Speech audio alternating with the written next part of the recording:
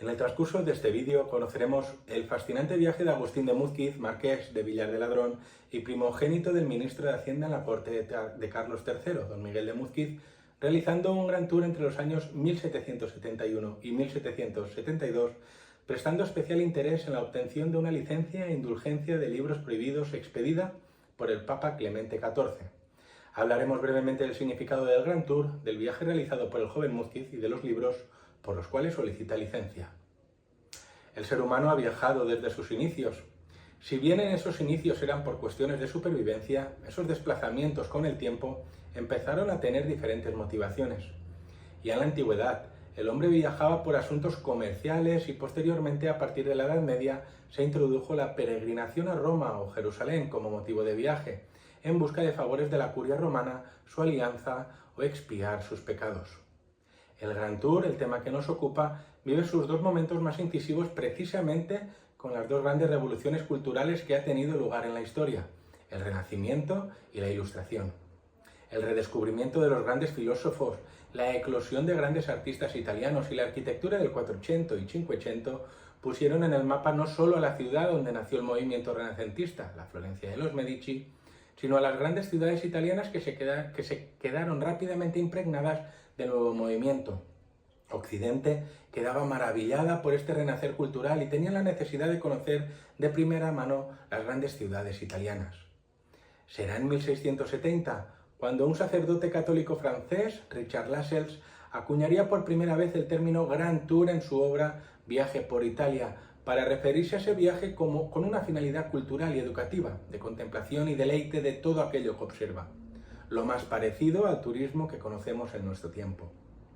Con el siglo de las luces, la Ilustración conllevó, entre muchos cambios culturales, sociales y espirituales, un giro a la formación académica. Ahora cobrarían preeminencia en las universidades autores como Descartes, Rousseau, Voltaire, Kant o Francis Bacon, entre muchos otros. Esta nueva visión del mundo y del papel del ser humano concedió a la aristocracia una motivación para emprender de nuevo viajes hacia la península itálica para conocer de primera mano la cultura clásica. En conclusión, si tuviéramos que definir el Gran Tour, diríamos que es la realización de un viaje que emprendían los herederos de la nobleza europea con una finalidad cultural y educativa, una experiencia formativa para conocer la cultura clásica con parada obligatoria en ciudades como Florencia, Roma o Nápoles. El 11 de junio de 1771, una persona anónima parte desde Madrid en dirección a Aragón, cruza Cataluña y pasa la frontera por Perpiñán, recorre el litoral mediterráneo francés hasta el puerto de Antibes, donde se embarca en un navío dirección a Génova. Desde allí se recorre el norte de la península itálica hasta llegar a Venecia, desciende por el interior hasta Florencia, se dirige al oeste para viajar hasta Pisa, vuelve sobre sus pasos de regreso a Florencia, continúa bajando hacia el sur hasta Roma, donde se dirige a Nápoles, y volverá a Roma y Florencia para finalizar su aventura italiana otra vez en Nápoles, donde se embarca en un navío dirección a Valencia, haciendo escala en el puerto de Marsella. Ya en la capital del Turia, encara la recta final de su viaje, llegando en Madrid el 2 de septiembre de 1772. Este itinerario viene recogido en un manuscrito titulado Gasto del viaje a Italia, aunque, a diferencia de una obra tradicional de Gran Tour, como pueda ser El viaje a Italia de Goethe, en 1786, por ejemplo, donde el autor nos describe aquello que observa y siente con minuciosos detalles, este es una recopilación económica, una serie de asientos contables que recogen todos los gastos y algunos ingresos generados a lo largo de 449 días, tiempo empleado para este largo viaje. Del manuscrito sacaremos varias conclusiones brevemente, al no ser objeto central de esta intervención. Del aspecto económico destacaremos que el viajero emplea la suma total de 56.738 reales de vellón. Y podíamos preguntarnos, ¿esto es mucho para la época? Bueno, ciertamente lo es, un dato. 6 meses después de finalizar el Gran Tour, este viajero será nombrado mayordomo de semana de la corte de Carlos III y su sueldo anual serán de 25.000 reales de vellón. Por tanto, las cuentas son claras. La suma total gastada a lo largo del itinerario implican más de 2 años trabajando en la corte española. En el aspecto social, ser vástago del ministro de Hacienda y viajar con el título de marqués de Villar de Ladrón, título que, por cierto, estrenará en este viaje, no solo le abrió las puertas de las embajadas y ministerios españoles en tierras italianas, sino que interactúa con algunas de las personas más influyentes de la corte, como consta en el manuscrito, además de asistir al parto del nieto del monarca español en Florencia, o ser recibido en audiencia por el Papa Clemente XIV en Roma, como veremos más adelante. Es también realmente interesante el aspecto cultural, dado que el manuscrito nos muestra cuáles son las necesidades para un viajero, aristócrata y pudiente, la moda del momento, los gustos y las inquietudes a la hora de viajar a un país extranjero por primera vez, o incluso las necesidades masculinas para un aseo personal, muy diferente, por cierto, a las actuales. Con el manuscrito desde el comienzo nos encontrábamos con dos grandes interrogantes. Según la Regesta de Pares, se desconocía tanto la fecha de elaboración como su autor. La datación fue lo más sencillo, simplemente con una lectura minuciosa del documento se observa que aparecen los años escritos en dos de los folios. Para conocer la verdadera identidad del viajero, no mostraremos aquí la investigación realizada objeto de la tesis doctoral. Sin embargo, nos centraremos en un único documento para demostrarlo, precisamente en la licencia de libros prohibidos. El Gran Tour lo realiza el Marqués de Villar de Ladrón, como demuestra su indexado de papeles particulares de 1806 en su segunda entrada. En este mismo índice vemos como en la cuarta entrada se lee indulgencias y licencia para leer libros prohibidos por el Papa Clemente XIV en 1771. Hasta aquí podemos afirmar que el Marqués de Villar de Ladrón es quien realiza el Gran Tour y también quien obtiene una indulgencia y licencia de libros prohibidos. Para poder conocer la identidad del Marqués de Villar de Ladrón en estos años, acudimos al segundo documento que confirma la identidad de nuestro viajero, la misma licencia papal. En el encabezamiento de la licencia e indulgencia de libros prohibidos se puede leer Augustinus Múzquiz Comes de Villar de Ladrón. Ahora, el Marqués de Villar de Ladrón ya tiene nombre, Agustín de Múzquiz.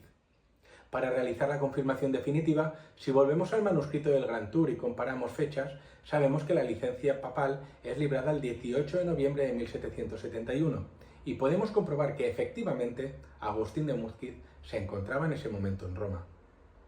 Constatada tanto la fecha como la identidad, el último punto será hablar de esta licencia e indulgencia que consigue el joven Agustín por parte del Papa. ¿Qué es una licencia e indulgencia de libros prohibidos? Bien, vamos por partes. La licencia de libros prohibidos es el permiso que otorga el Papa al solicitante para poder comprar, transportar y leer libros que están vetados por la Iglesia Católica. Ahora profundizaremos. La indulgencia es el perdón. En este caso, el Papa exime del pecado para leer libros censurados por la Iglesia Católica a su poseedor. ¿Pero es que habían libros prohibidos? Efectivamente. La prohibición de lecturas de determinadas publicaciones comienza con la Reforma Protestante a inicios del siglo XVI.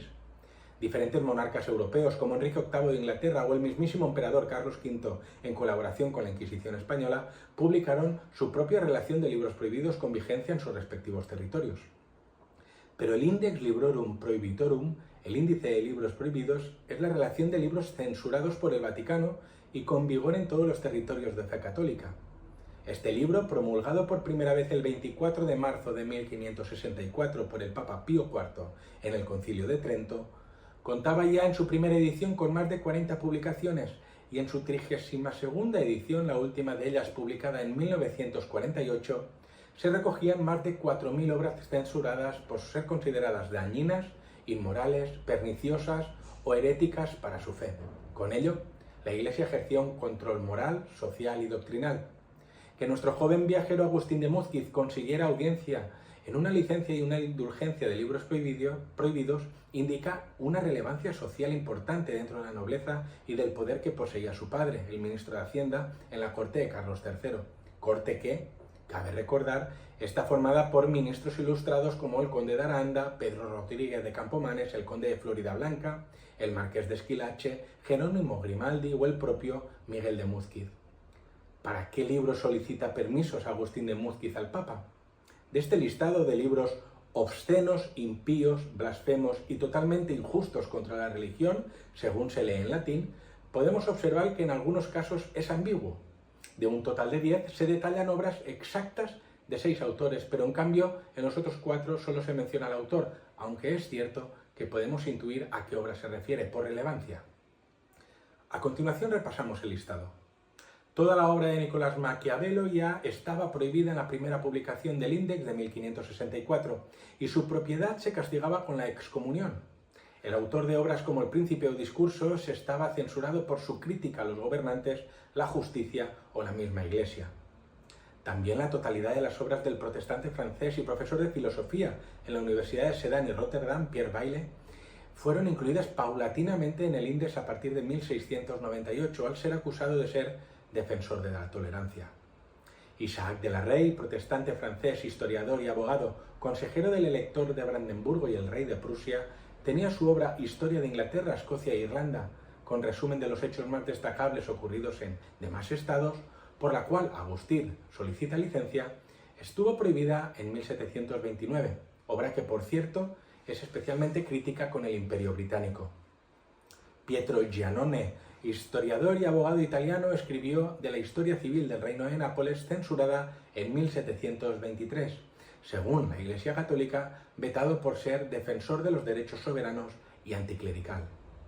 Eustache Lenoble, dramaturgo francés, barón de Saint-Georges y de Tennelier, escribió la traducción de la obra de Gerson Instrucciones en torno a la Santa Sede, traducción censurada en 1765 por su carácter liberal y por defender la independencia de la Iglesia de Francia frente a la de Roma.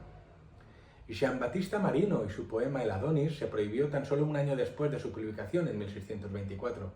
El poeta italiano, iniciador del estilo secentista, vio censurada su obra por su rupturismo histórico respecto a los protagonistas, alejados de esa visión fantástica o mitológica.